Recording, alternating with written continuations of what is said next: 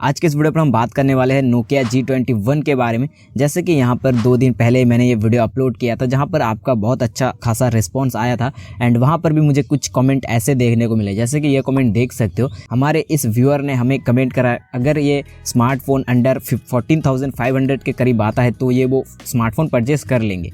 तो देखो यार, मैंने वीडियो के अंत में भी आपको एक चीज़ बताया था कि यार अगर मेरे पर्सनली ओपिनियन की तरफ चलोगे तो मैं वो स्मार्टफोन परचेस नहीं करूँगा। रीज़न अभी इस वीडियो पर मैं बताने वाला हूँ। 3 ऐसे मेन रीज़न आपको बताऊँगा जिससे कि आप ये भी डिसाइड कर सकते हो कि यार हाँ, आपके लिए स्मार्टफोन नहीं है इस प्राइस पॉइंट के अंदर।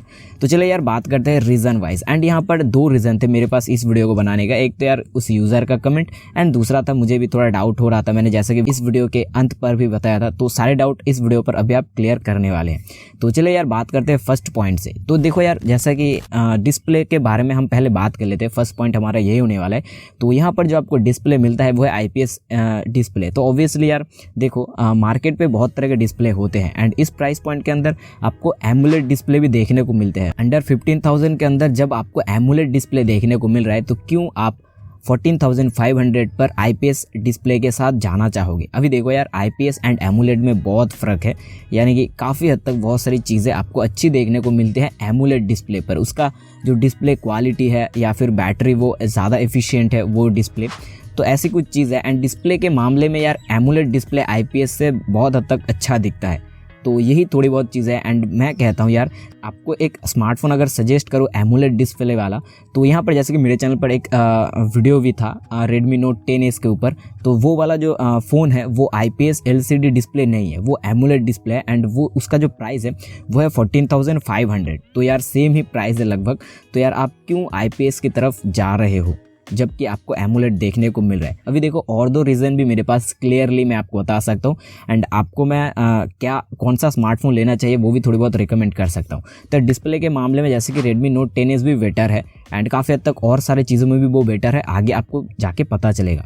तो अब यार दूसरे पॉइंट की बात करते हैं कि यार नोकिया G21 पे हमें जो प्रोसेसर है वो अच्छा देखने को नहीं मिलता। जैसे कि T606 इस तरीके से कुछ उसका प्रोसेसर था एंड इस प्राइस पॉइंट के अंदर आपको स्नैपड्रैगन जैसे प्रोसेसर देखने को मिलते हैं।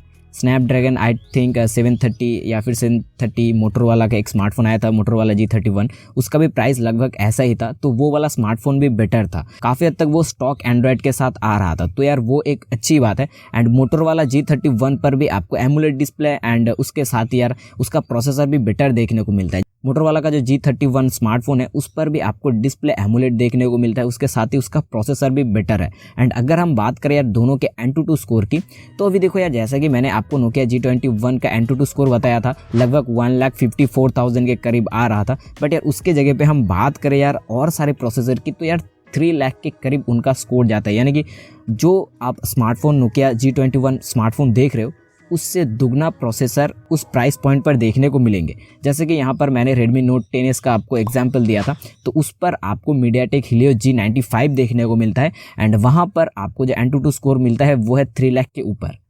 एंड ये काफ़ी इंटरेस्टिंग चीज़ है कि यार इस प्राइस पॉइंट के अंदर आपको और भी प्रोसेसर देखने को मिलते हैं जो कि काफ़ी हद तक कैपेबल है गेमिंग करने के लिए। तो भाई हमने 2 चीज़ें क्लियर कर दी कि यार क्यों हमें इन दोनों चीज़ों के ऊपर डिपेंड करके ये स्मार्टफोन नोकिया G20 स्मार्टफोन खरीदना नहीं चाहिए। अभी तीसरा पॉइंट भी काफ़ी सॉलिड है। देखो यार, अभी स्मार्टफोन जब चलाते हो तो मेन चीज़ उसका और एक रहता है, वो है बैटरी। अभी देखो, बैटरी अगर किसी भी स्मार्टफोन पर कम रहता है तो हमें बहुत हद तक इरिटेटेड फील होती है। हम जल्दी जल्दी अपना बैटरी जो बैकअप है वो खो देते हैं एंड हमें दोबारा चार्ज करना पड़ता है। तो देखो ये वाला प्रॉब्लम होता है। एंड नोकिया ने अच्छी चीज़ ये करा कि यार उस पर आपको 5050 mAh की बैटरी देखने को मिलती है। बट यार ऐसा भी नहीं कि यार और सारे स्मार्टफोन पर ये 5000 mAh बैटरी नहीं है। जैसे कि मैंने कहा Redmi Note 10S पर भी आपको देखने को मिलेगा। उसके साथ ही आपको मोटरोवाला का भी एक स्मार्टफोन आया था G31, जैसे कि मैंने पहले भी कहा, तो उस पर भी आई थिंक 5000 mAh बैटरी है।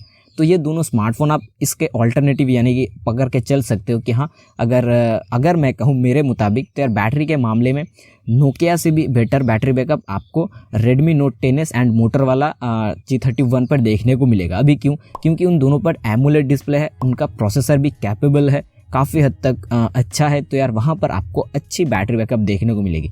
एमोलेड डिस्प्ले होने की वजह से वहाँ पर आपको चार्जिंग जो है वो थोड़ा कम कंज्यूम होता है। एंड उसके साथ ही जैसे कि नोकिया G21 पर आपको 18 वाट का आई थिंक चार्जर देखने को मिल रहा था, बट यार आपको Redmi Note 10s पर 33 वाट का भी फास्ट चार्जिंग का सपोर्ट मिल जाता है। एंड मोटरोवाला का तो पता नहीं, बट यार Redmi Note 10s मेरे मुताबिक इस प्राइस पॉइंट के अंदर बेटर है। आप अगर देख के चलो, उसका गेमिंग चाहे ले लो या फिर आप बैटरी बैकअप ले लो, डिस्प्ले ले लो, सभी चीज़ यार आपको अच्छी देखने को मिलती है। तो यार आप क्यों नोकिया G21 के साथ जाना चाहोगे, यही मेरा एक ओपिनियन था। एंड मैंने अपने जो ओवरव्यू है वो सारी चीज़ें देखते हुए मैंने आपको बताया कि यार क्यों हमें ये स्मार्टफोन इस प्राइस पॉइंट के अंदर लेना नहीं चाहिए। मैं कोई बुराई नहीं कर रहा हूँ, मैं सिर्फ ये बता रहा हूँ आपको इस प्राइस पॉइंट पर इससे भी बेटर स्मार्टफोन देखने को मिलेंगे। ऐसा नहीं कि हाँ कि यार मैं नोकिया स्मार्टफोन बेकार है, नहीं भाई, नोकिया ने एक कमबैक करने की कोशिश करा, बट यार जब कमबैक कर रहे हो तो एक स्पेसिफिक प्राइस पॉइंट के अंदर मार्केट को समझते हुए आपको कमबैक करना पड़ेगा।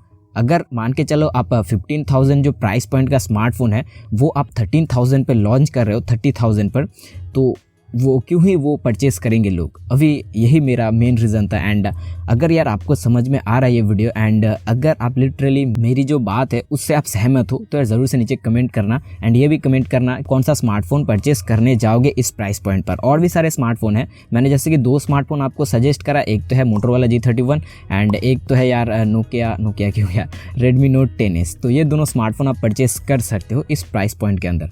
और अगर आप Redmi Note 10s के बारे में जो पूरी डिटेल्स है वो जानना चाहते हो, मेरे चैनल पर उसका वीडियो भी अवेलेबल है, तो वो आप देख सकते हो। तो यार आज के वीडियो में बस इतना ही कहना था। तो वीडियो पसंद है तो वीडियो को लाइक कर देना, चैनल को सब्सक्राइब कर लेना इस तरह की इंटरेस्टिंग वीडियोस पाने के लिए। तो चलिए यार मिलते हैं अपने अगले वीडियो पर, तब तक के लिए बाय।